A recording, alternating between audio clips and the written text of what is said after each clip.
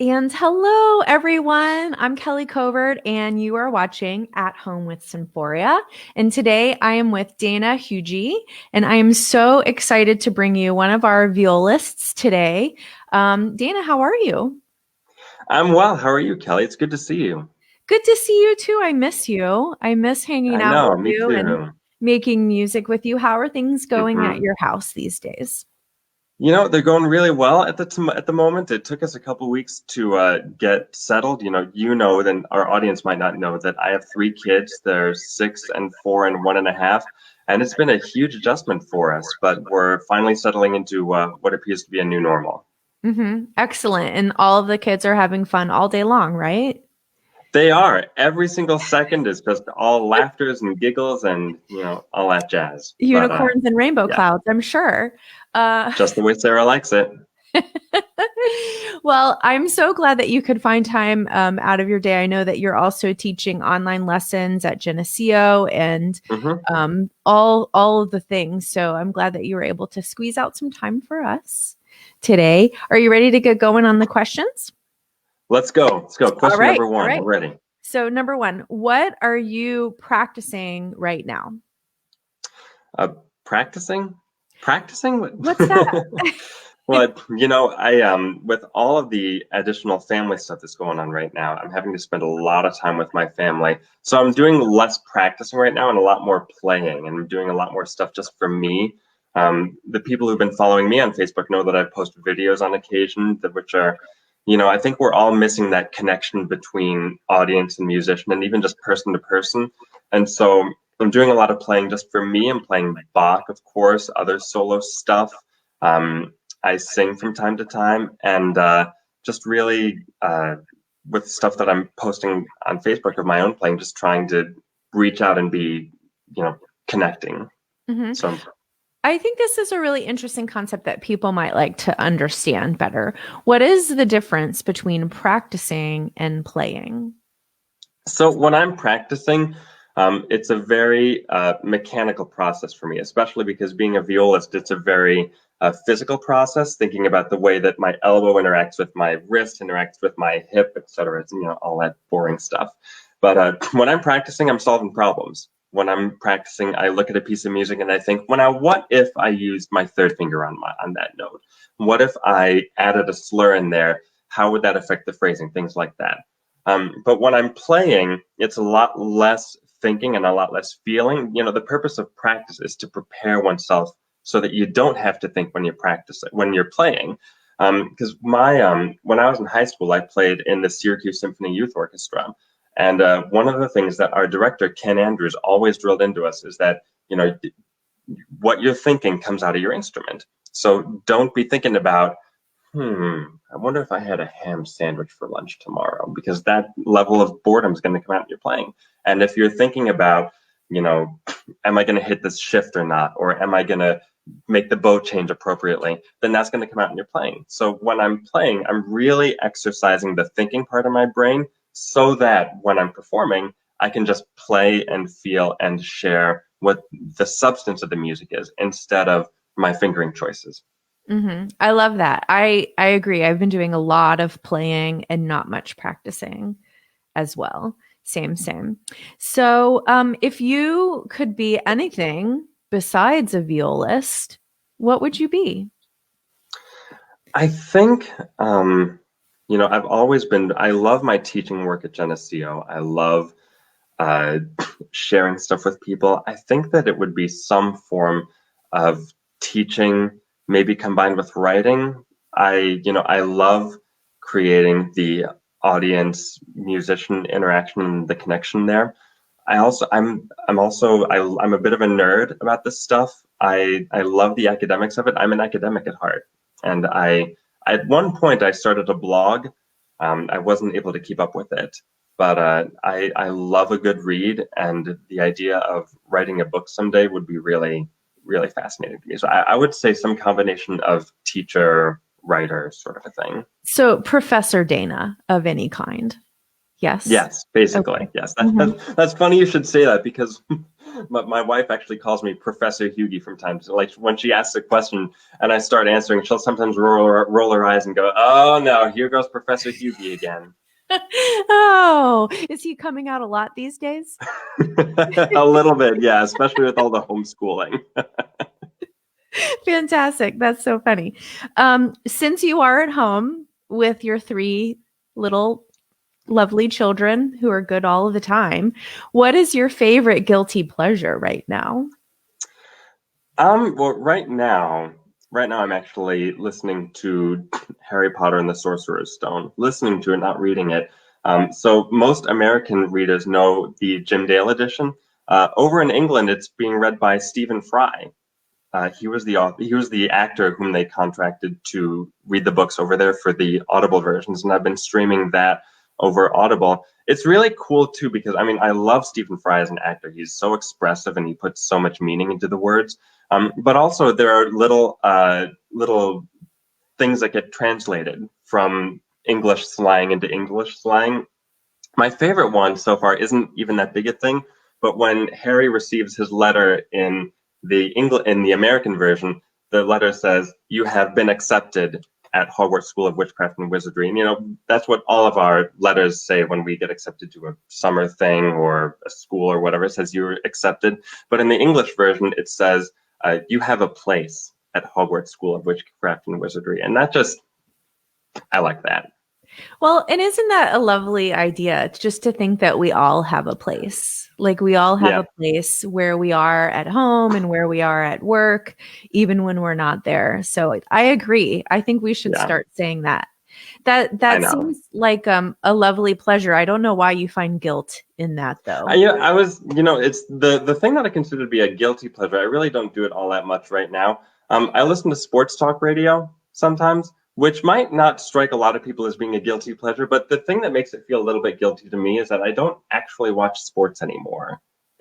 My interest in it has slowly faded, and also it's been squeezed out a little bit by parenting. But I don't really watch sports anymore. But for some, I have my certain two or three hosts who I like just following up on and just turning on in the background. It's like, I don't know, it's almost like getting in touch with an old friend, even though it's a bit of a monologue thing. Then there's not so much interaction there between the talk radio hosts and myself.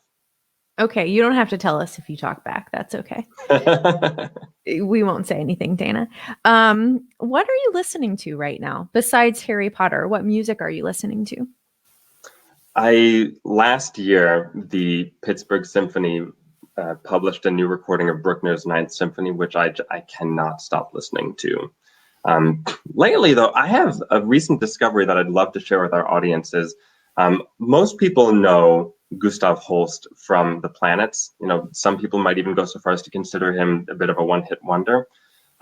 He's also, our wind band, our band geeks out there will probably know a few of the band suites. You're nodding, and you've probably played both of them. There are two of them, right? The E flat and F. Right. Mm-hmm. Right. I was first introduced to Holst through his madrigal writing. He is a wonderful part songwriter, and I've discovered some old recordings conducted by Imogen Holst, his daughter, which are just phenomenal. And I love his part songwriting, so I've been listening to that a lot lately too. Well, maybe after this interview is over, if you don't mind going and putting a link to that in the comments so people can listen to it. I think people would really love Yeah, that. absolutely. I'd love to share that. Yeah, fantastic. Okay. How many rolls of toilet paper do you have in your house? Um, I want to say maybe 6 or 7. Now ask me how many diapers we have in the Well, that household. was my next question. Don't worry, I was going there. Are you all stocked up? Yes, yes. We tend to buy in bulk anyways, just to, if we can make one trip to the store instead of 6, then that's great. But also my wife is a pastor in the Methodist Church, and the church loves our family and they love our children. And there have been church elves who have stopped by and left diapers on our doorstep from time to time. So Oh, that's lovely. we already had a pretty impressive stockpile to begin with, but I think we actually have more diapers now than when we started out this whole self-quarantining process. Uh-huh. Fantastic. I'm good. I'm glad to know that you are stocked up. Yeah. So we are, despite the fact that we're not playing right now as an orchestra, we are really all looking forward to the Symphoria season that will be starting in September. And I'm wondering for you, Dana, what is a piece that you're most looking forward to? I am really interested in our very last concert of the season, Shostakovich's 11th Symphony. Excuse me, I have never heard that orchestral work before. I'm completely unfamiliar with it.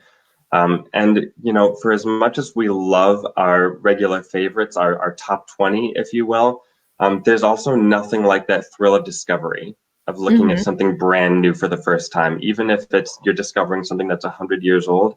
Um, it's really exciting playing something that's new, and particularly with Shostakovich because of his relationship with his government.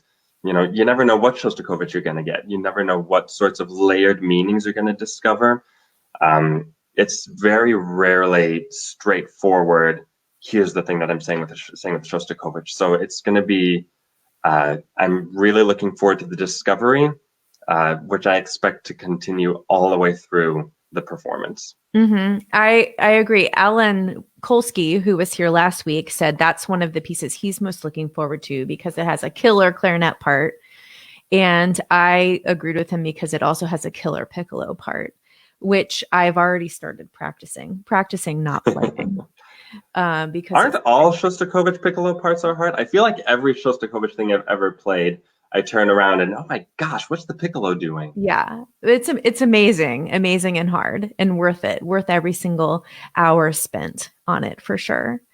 Well, so speaking of Alan, he provided our lightning round questions, or as I said in the email to them, the lightning around questions. Lightning round questions. So, are you ready? These go deep. I hope that you don't mind. I might have to turn off Professor Huyge for these. Yeah, first thing that comes to your mind. Okay, Okay, Professor. All right. Elvis or the Beatles? Beatles, Star Wars or Star Trek? Star Wars. What's your favorite place to get ice cream in Central New York?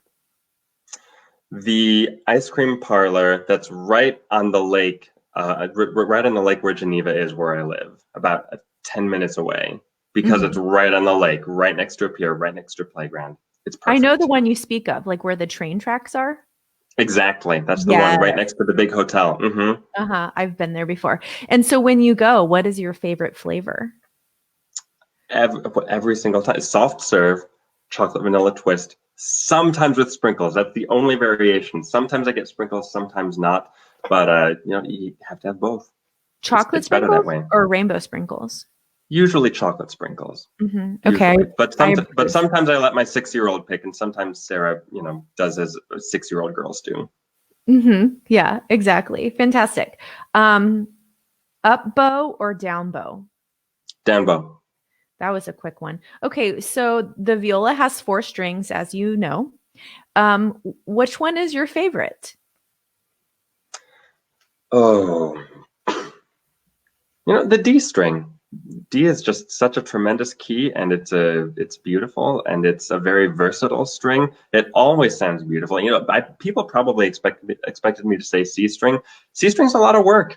You have to work hard, and it's a finicky string. I do love it. It's one of the things that really distinguishes the instrument, but I like D. Okay, well, that's all that matters, right?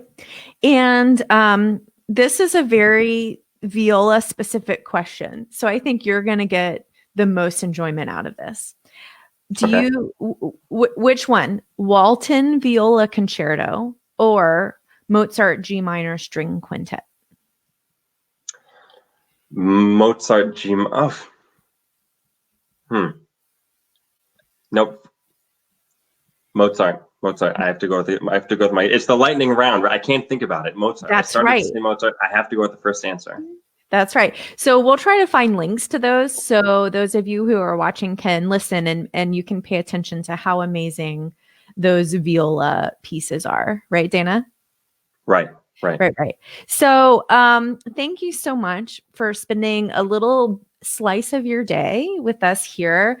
I am wishing you well, and I hope that the kids are great. And for all of you watching, thanks for being here. If you have questions, pop them into the comments, and Dana and I will both hop back in there and make sure they're answered.